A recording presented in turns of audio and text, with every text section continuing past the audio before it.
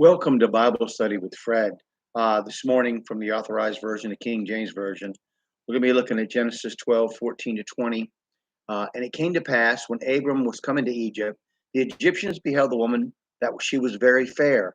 The princes also of Pharaoh saw her and commended her before Pharaoh. And the woman was taken into Pharaoh's house. And he had treated Abram well for her sake. And she had sheep and oxen and he asses and men servants and maidservants and she asses and camels. And the Lord plagued Pharaoh and his house with great plagues because of Sarai, Abram's wife. And Pharaoh called Abram and said, What is this that thou hast done unto me? Why dost thou not tell me that she was thy wife? Why saidst thou, She is my sister? So I might have taken her to be to my wife. Now therefore, behold, take thy wife, take her and go thy way. And Pharaoh commanded his men concerning him, and they sent him away, and his wife, and all that he had. Now Pharaoh's princes saw Sarai as something worthy of the Pharaoh, and perhaps were too afraid of his wrath to steal her for themselves, but thought to use her as a way of gaining his favor.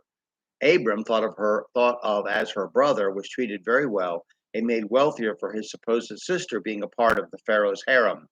Racists who insist that Ham and all of his descendants are black also insist that verse 14 says that Sarai was attractive to the Pharaoh because she was white skinned. And of course, the assumption is that darker skinned men always prefer white women. But that is not only not true, but ignores the context of verse 11. And fair to look upon means she was attractive, desirable. I've already explained the myth of the so called curse on Ham previously. Genesis 6:2 says that the sons of God saw the daughters of men that they were fair, and they took them wives of all which they chose. Esther 1:11, to bring Vashti the queen before the king with a crown royal, to show the people and the princes her beauty, for she was fair to look upon. But you will believe what justifies your bigotry and prejudice, and will force the Bible to justify your social beliefs, taking the non-believers and skeptics' eyes off of the gospel of Christ and onto your inconsistencies, hypocrisies, and moral weakness. Whatever the case, God plagued Pharaoh and his house for this action, thereby saving Sarai from suffering the humiliation, the unfinished murder of being forced sexually against one's will. Pharaoh makes himself out to be just a just man who was done wrong by Abram, although we know by Abram's repeat of this behavior and Isaac's copying of it that the chance of Abram being eliminated was likely, regardless of this heathen's protestations of his innocence.